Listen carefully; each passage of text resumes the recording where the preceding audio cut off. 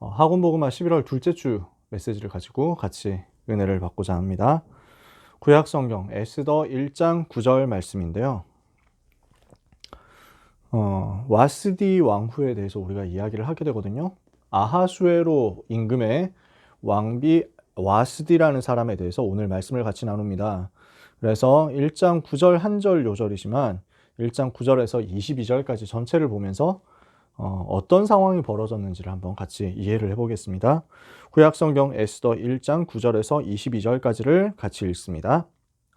왕후 와스디도 아하수에로 왕궁에서 여인들을 위하여 잔치를 베푸니라. 제7일에 왕이 주흥이 일어나서 어전 넷이 무후만과 비스다와 하르보나와 빅다와 아박다와 세달과 가르가스 7사람을 명령하여 왕후 와스디를 청하여 왕후의 관을 정제하고 왕 앞으로 나아오게 하여 그의 아리따움을 뭇 백성과 지방관들에게 보이게 하라 하니 이는 왕후의 용모가 보기에 좋음이라. 그러나 왕후 와스디는 내시가 전하는 왕명을 따르기를 싫어하니 왕이 진노하여 마음속이 불붙는 듯 하더라. 왕이 사례를 아는 현자들에게 묻되 왕이 규례와 법률을 아는 자에게 묻는 전례가 있는데 그때 왕에게 가까이 하여 왕의 기색을 살피며 나라 첫 자리에 앉은 자는 바사와 메대의 7지방관 곧 가르스나와 세달과 아드마다와 다시스와 메레스와 마르스나와 무무간이라. 왕후 와스디가 내시가 전하는 아하수에로 왕의 명령을 따르지 아니하니 규례대로 하면 어떻게 처치할까? 무무간이 왕과 지방관 앞에서 대답하여 이르되 왕후 와스디가 왕에게만 잘못했을 뿐 아니라 아하수에로 왕의 각 지방의 관리들과 뭇 백성에게도 잘못하였나이다. 아하수에로 왕이 명령하여 왕후 와스디를 청하여도 오지 아니하였다 하는 왕후의 행위의 소문이 모든 여인들에게 전파되면 그들도 그들의 남편을 멸시할 것인즉 오늘이라도 바사와 메대의 귀부인들이 왕후의 행위를 듣고 왕의 모든 지방관들에게 그렇게 말하리니 멸시와 분노가 많이 일어나리이다. 왕이 만일 좋게 여기실진대 와스디가 다시는 왕 앞에 오지 못하게 하는 조서를 내리되 바사와 메대 법률에 기록하여 변개함이 없게 하고 그 왕후의 자리를 그보다 나은 사람에게 주소서. 왕의 조서가 이 광대한 전국에 반포되면 귀천을 막론하고 모든 여인들이 그들의 남편을 존경하리이다 하니라. 왕과 지방관들이 그 말을 옳게 여긴지라 왕이 무무간의 말대로 행하여 각 지방 각 백성의 문자와 언어로 모든 지방에 조서를 내려 이르기를 남편이 자기의 집을 주관하게 하고 자기 민족의 언어로 말하게 하라 하였더라. 어떤 상황이 벌어졌는지 그림이 좀 그려지시나요? 오늘 제목이 폐위된 와스디입니다.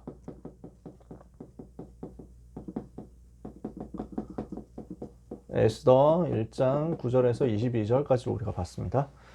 여러분, 우리가 올해 원단 메시지 1강을 통해서 말씀을 받았습니다.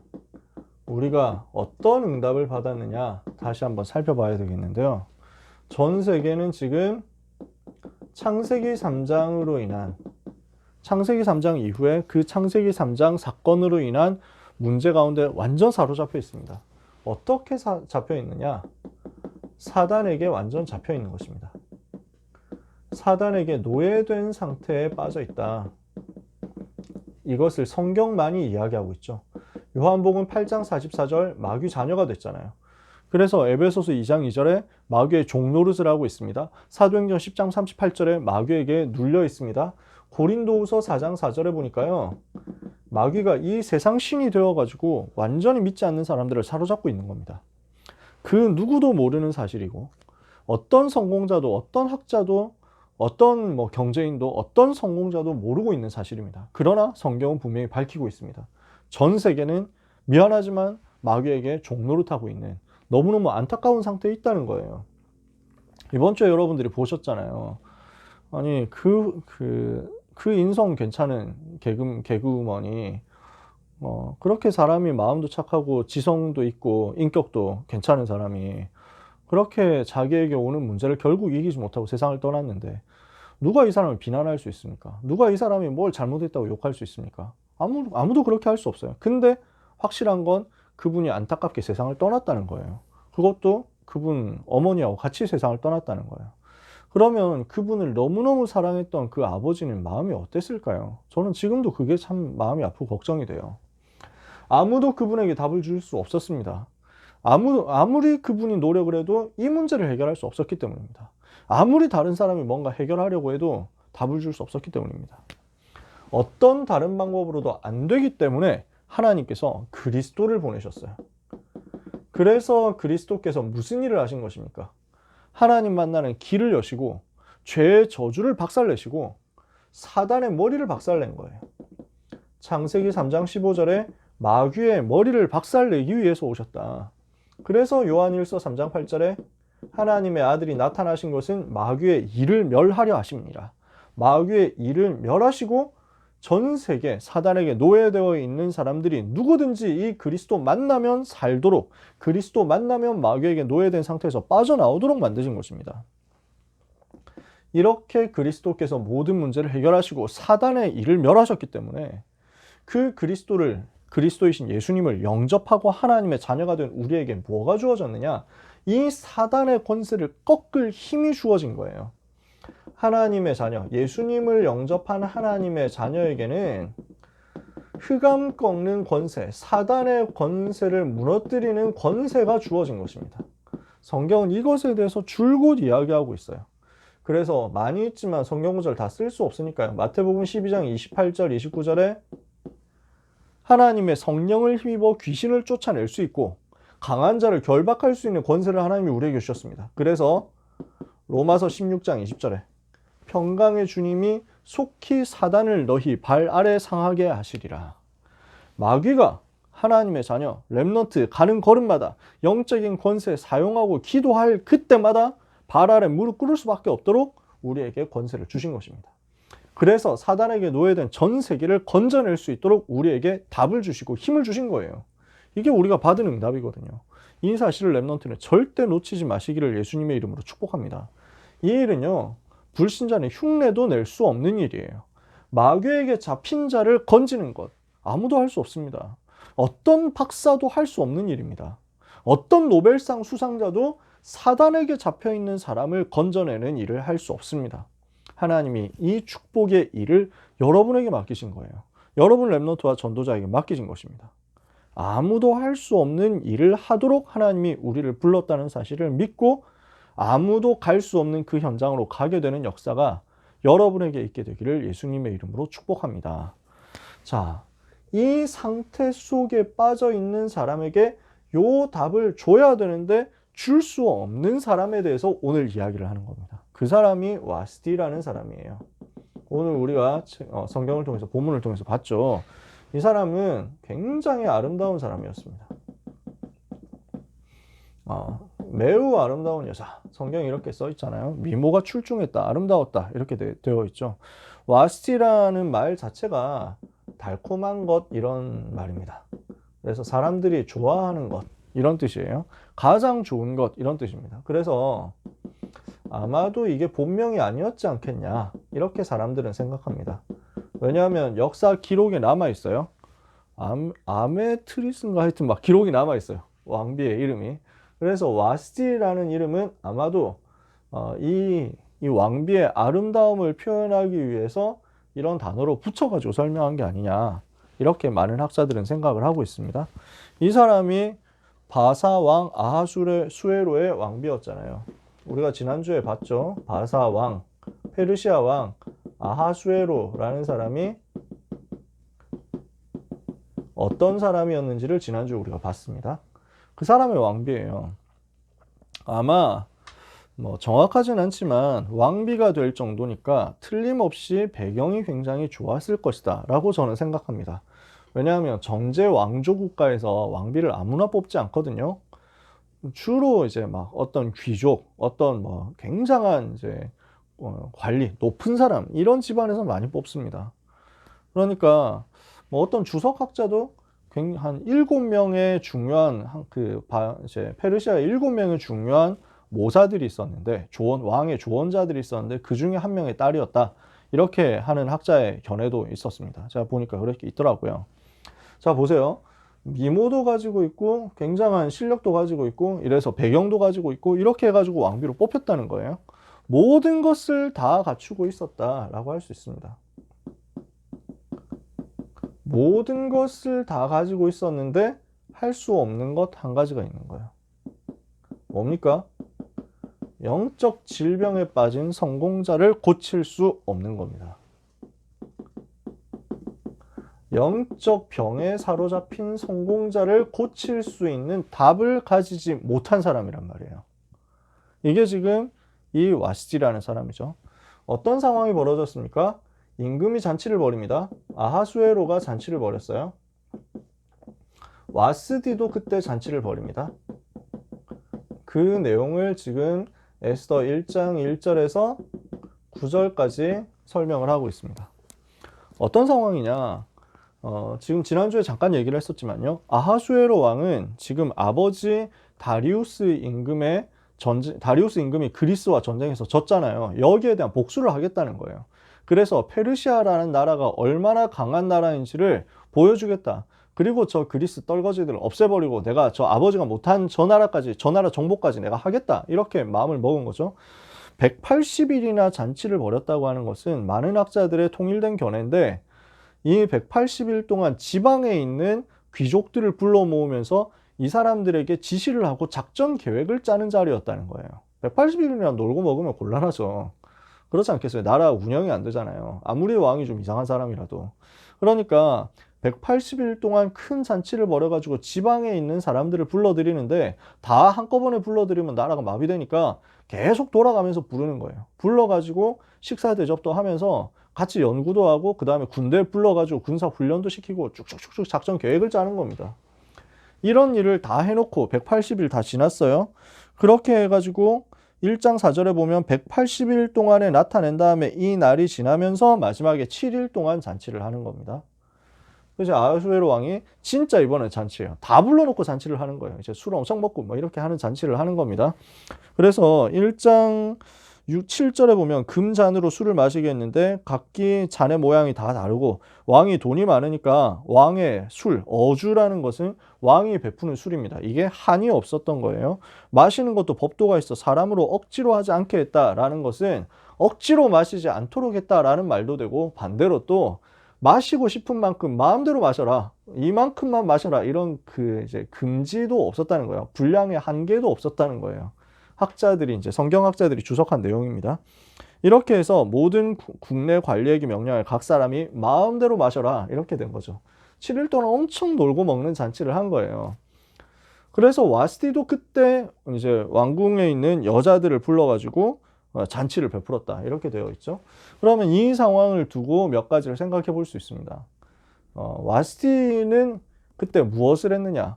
임금이 술 잔치를 할 때 자기도 술 잔치를 하면서 놀고 먹었다, 이렇게 볼 수도 있습니다. 유목사님 이렇게 해석을 하셨는데요. 어떤 다른 학자들은 이것을 두고 왕비가 굉장히 똑똑했다라고 말하기도 했습니다. 좀 찾아보니까 이렇게 돼 있더라고요. 왕비가 뭘 했냐? 아하수에로 임금이 지금 그 관리들을 불러가지고 지방에 있는 귀족들을 불러가지고 잔치를 하고 있는 상황이거든요. 그 중에 술을 지금 아하수에로 왕도 술을 되게 많이 먹고 있는 뭐 그런 상황이잖아요. 분위기에 취해가지고 흠뻑 젖어 있으니까. 근데 임금을 암살하려고 하는 음모를 꾸민 사람들이 얼마든지 있을 수 있습니다. 그게 고대 왕국에 늘 있는 일이잖아요. 그러니까 와스디는 무엇을 한 것이냐? 함부로 지방관들이라든지 이런 사람들이 임금을 해치지 못하도록 그들의 아내들을 붙잡아 둔 것이다, 인지를 확보한 것이다 라고 설명하기도 했습니다. 보니까 저는 굉장히 그럴듯한 해석이더라고요. 굉장히 지혜로운 처신이다, 똑똑하게 했을 수 있죠. 어찌됐건 상관은 없습니다. 본인도 술 먹고 싶어서 먹었든지 아니면은 임금을 위해서 같이 잔치를 베풀었든지 뭐 어떤 상황인지는 모릅니다. 근데 문제가 생깁니다. 왕이 연회를 이렇게 하고 있는 중에 기분이 좋아진 거예요. 주흥이 일어났다 그랬잖아요. 그래서 10절에 보니까 제7일에 이제 잔치 마지막 날이에요. 왕이 주흥이 일어나서 술 먹고 나니까 기분이 너무 좋아진 거야. 그래서 왕비를 불렀어요. 왕비의 아름다움을 자랑하기 위해서 왕비를 부른 겁니다. 백성들에게 보여주려고 뭇 백성과 아리따움을 뭇 백성과 지방관들에게 보이게 하라 하니 이는 왕후의 용모가 보기에 좋음이라, 이랬단 말이에요. 그러니까 아름다움을 자랑하기 위해서 왕비를 부릅니다. 임금이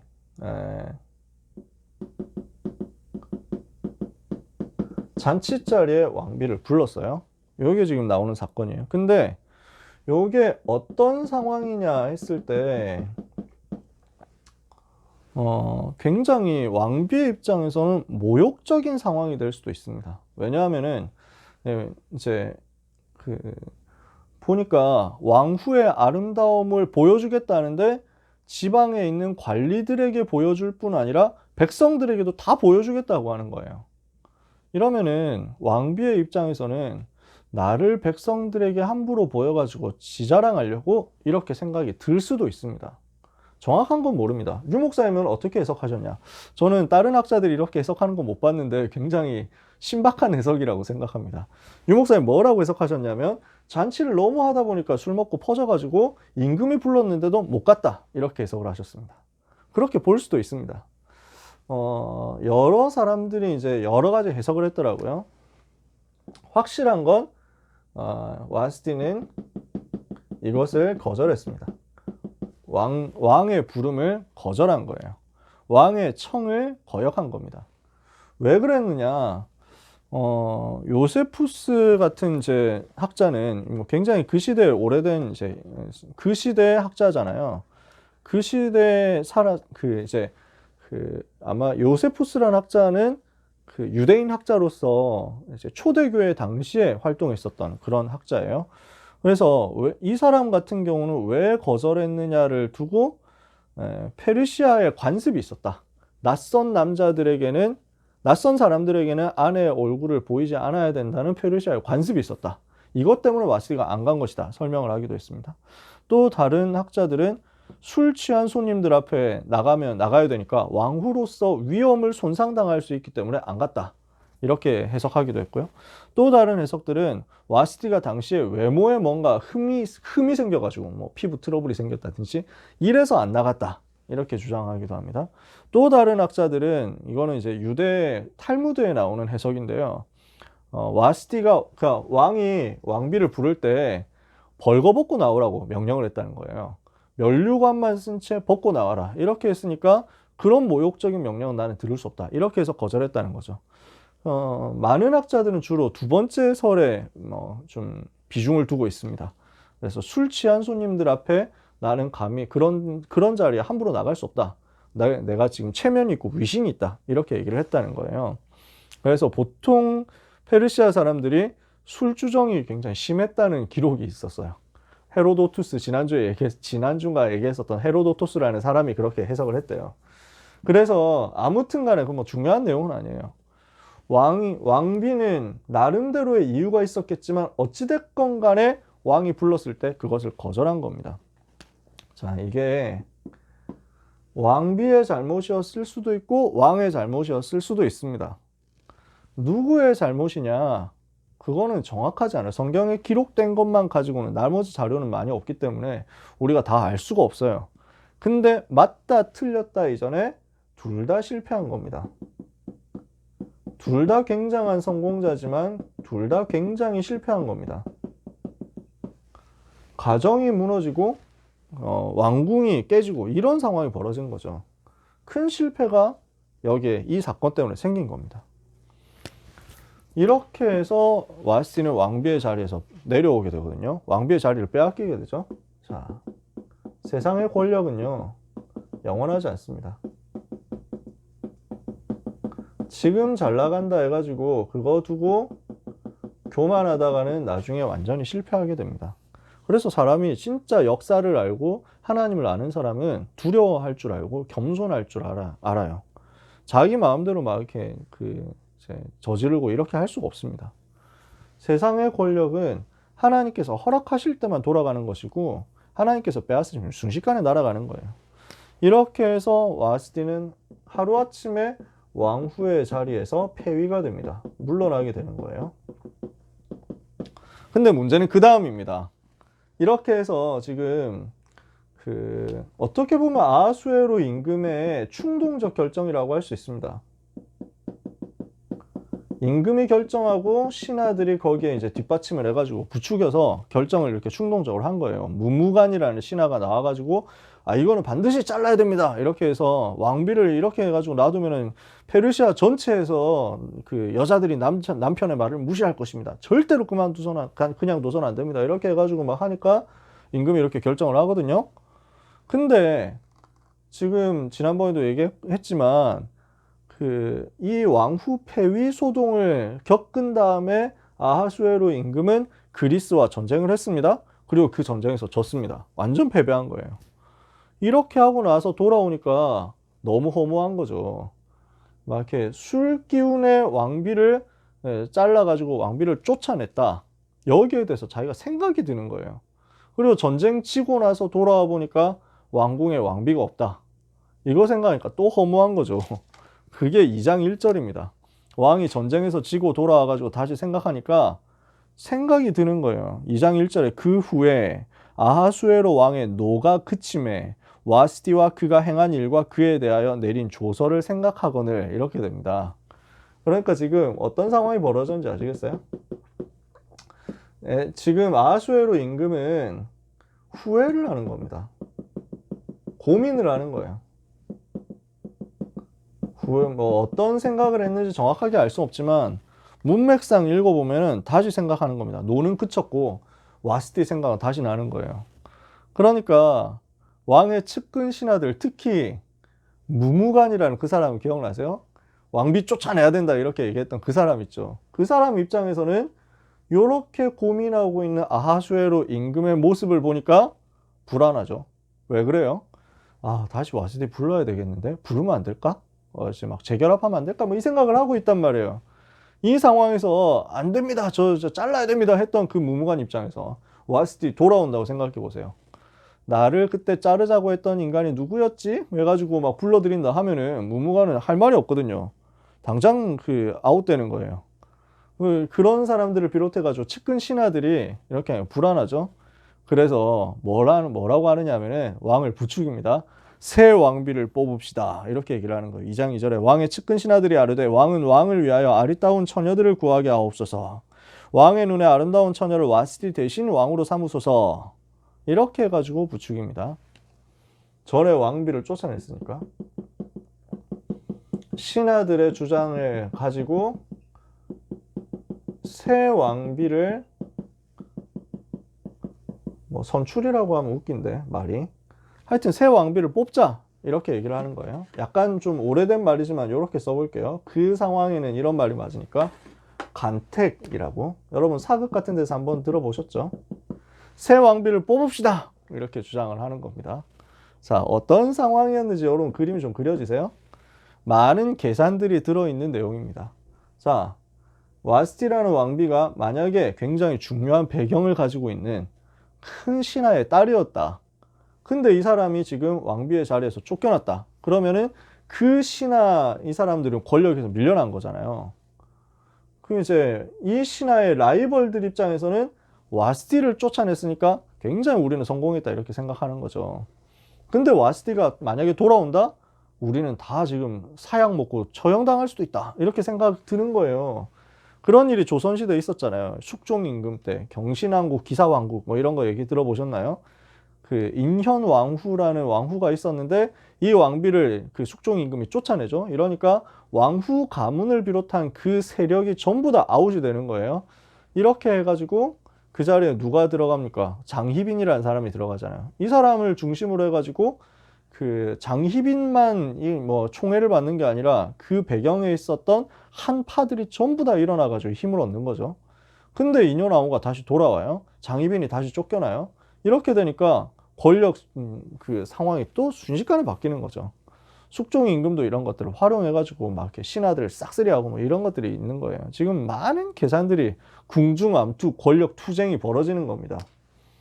그러니까 불신 현장에서 권력을 가지고 싸움을 벌이는데, 정치 싸움을 벌이는데, 근데 그 모든 것은 무엇을 위함이었느냐라는 거예요. 우리가 하고 싶은 얘기는 그 얘기예요. 지금 우리가 뭐 사극 얘기를 하자는 게 아니잖아요. 하나님의 의도가 어디 있었냐는 거죠. 하나님의 의도 어디 있어요? 에스더 렘넌트를 왕궁으로 보내기 위함이었다는 거예요. 하나님이 이것을 작정하신 거죠. 이해가 되십니까? 에스더라는 한 사람을 왕비로 세워가지고 전 페르시아를 살리고 유다 민족을 살리고 복음의 대를 잇게 하기 위해서 하나님은 이 모든 사건을 총동원하셨다는 거예요. 하나님의 절대 계획, 하나님의 절대 주권이 이 속에 들어 있습니다. 여러분이 복음 붙잡은, 복음을 정확하게 가지고 있는, 언약을 정확하게 붙잡고 있는 렘넌트 전도자가 틀림없다면 하나님은 여러분 한 사람을 위해서 모든 것을 몰아가시게 되어 있다. 모든 상황, 모든 사건, 모든 문제, 모든 축복, 모든 응답을 몰아가지고 렘넌트를 서밋의 자리로 세우시게 되어 있다. 이것을 여러분들이 오늘 믿으시기를 주님의 이름으로 축복합니다. 이렇게 해서 에스더가 왕후가 되잖아요. 이 에스더는 어떤 사람이에요? 답을 가진 사람이에요. 와스티는 어떤 사람이에요? 답을 가지지 못한 사람이에요. 에스더는 어떤 사람입니까? 답을 줄 수 있는 사람입니다. 와스티는 어떤 사람이에요? 다 가지고 있는데 한 가지 답은 줄 수가 없는 사람이에요. 다른 거 다 줄 수 있고 다 가질 수 있는데 답 한 가지는 절대로 줄 수 없고 가질 수 없었다. 그러면 이것을 두고 우리가 생각해야 될 내용이 있습니다. 우리가 받아야 될 응답이 있어요. 우리가 반드시 체험해야 될 응답이 있습니다. 여러분, 세상 사람들은요, 주로 맞다, 틀리다를 가지고 싸웁니다. 맞는 것, 틀린 것, 이거 가지고 계속 시비 거는 거예요. 자기 나름대로의 정의를 기준으로 가지고 싸우고 있습니다. 렘넌트가 여기에 속으면 안 됩니다. 뭐가 맞냐, 뭐가 틀리냐, 뭐가 옳은가, 뭐가 그른가. 시비를 따지는 게 우리의 기준이 되면 안 돼요. 왜? 하나님의 기준은 전혀 다른 곳에 있는 거예요. 이거는 세상 기준입니다.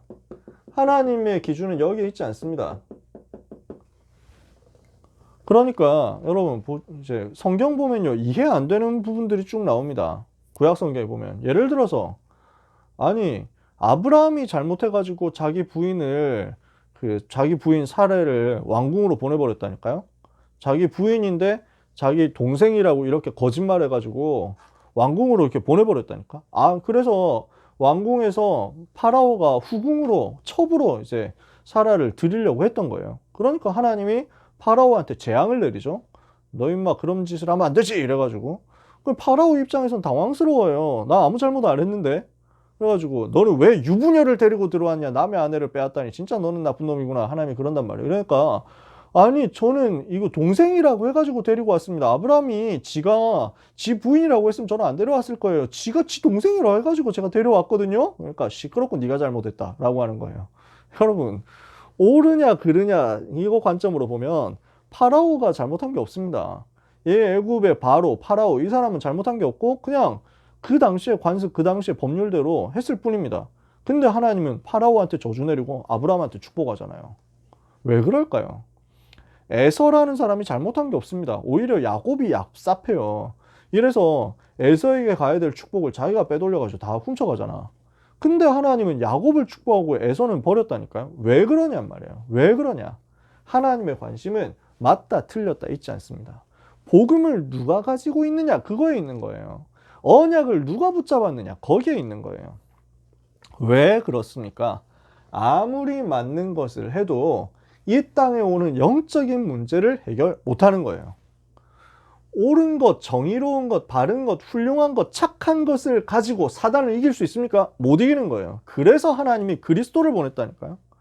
아무리 맞는 말을 해도, 아무리 옳은 일을 해도 영적인 문제는 못 막습니다. 저주와 재앙의 근본 문제는 해결을 못합니다.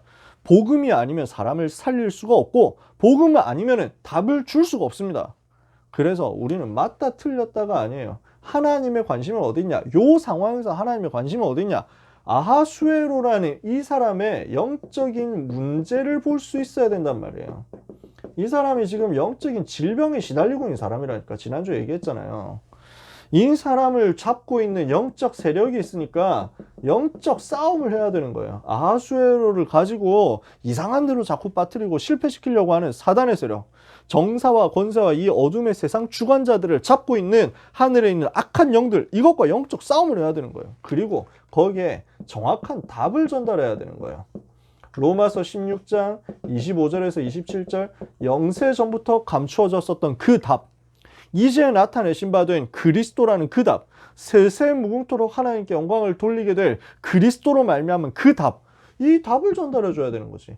영적인 문제를 알고 영적인 싸움을 하고 영적으로 살릴 수 있는 정확한 답을 주는 게 하나님의 관심인데 와스티는 다 있어도 이거는 절대로 못하는 거예요. 왜? 복음 모르니까. 아무리 훌륭해도 이거 가지고 있지 못하기 때문에 하나님이 와스티를 쓸 수가 없는 거예요. 여러분은 어떤 사람 되셔야 됩니까? 옳은 말을 하는 사람 되기보다 답을 주는 사람이 되세요. 무슨 말이냐? 여러분, 맞는 것, 정의로운 것, 올바른 것 추구하는 것 나쁜 일 아닙니다. 그러나 우리는 살리는 사람이 돼야 됩니다. 여러분의 정체성은 뭐예요? 전도자예요. 전도자. 전도자 되게 하기 위해서 여러분을 부르셨다는 사실을 절대로 잊어버리지 마라. 마지막 세 번째입니다. 그러면 답을 줄 수 있으려면 뭘 가지고 있어야 됩니까? 영적인 힘을 가지고 있어야 되는 거예요. 여러분, 영적인 힘 가진 자 되시기를 축복합니다. 왜냐? 왕을 잡고 있는 흑암 세력을 꺾으려면 영적인 힘을 가지고 있어야 되는 거예요. 왕을 비롯해서 전 바사 나라를 잡고 있는 사단의 권세를 꺾으려면 이 나라가 우상국가인데 우상을 통해 가지고 전 지역을 잡고 사단이 지금 전 지역을 장악하고 있는데 이것을 무너뜨리려면 영적인 힘이 있어야 되는 거예요. 모든 흑암을 꺾고 현장에 잡혀있는 사단에게 잡혀있는 사람을 건져내고 그 사람들에게 답을 줄 수 있으려면 영적인 힘을 가져라. 그래서 여러분은 뭘 해야 됩니까? 성령 충만 달라고 기도하세요. 하나님께 5가지 힘 달라고 기도하세요. 이것을 얻는 집중하는 시간을 만드세요. 집중해서 기도할 수 있는 시간을 여러분들이 지금부터 꼭 가지시라는 거예요. 왜냐? 그래야 성령 충만과 오력을 가지고 현장의 흑암 세력을 무너뜨리고 하나님의 나라 비밀을 가지고 그리스도란 답을 이 현장에 전달할 수 있기 때문입니다. 이게 여러분이 받을 응답입니다. 여러분은 이미 복음 가지고 이미 사단의 권세 꺾을 신분과 권세 다 가졌습니다. 이미 다 받았습니다. 여러분이 날마다 받아야 될 응답이 있다면 영적인 힘을 가지는 것입니다. 이 영적인 힘을 가지고 영적 질병에 시달리는 성공자에게 답을 줄 수 있도록 준비해라. 무슨 말인지 아시겠죠? 와스티는 이것을 가지고 있지 않았어요. 그죠? 영적인 힘을 가지고 있지 않은 와스티. 잘못한 거 아무것도 없어도 하나님 이 사람 쓸 이유가 없는 겁니다. 영적인 힘을 가지고 답을 줄 수 있는 에스더. 하나님이 이 사람을 저기서 끌어내가지고 서밋의 자리로 딱 올리시는 거예요. 여러분, 이 응답을 받기 위해서 집중하고 기도하는 축복을 받으시기를 바랍니다.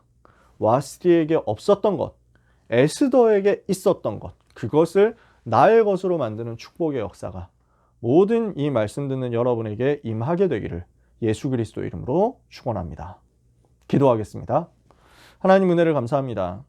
우리를 이 시대에 답을 줄 수 있는 전도 제자로 불러주신 것을 감사합니다.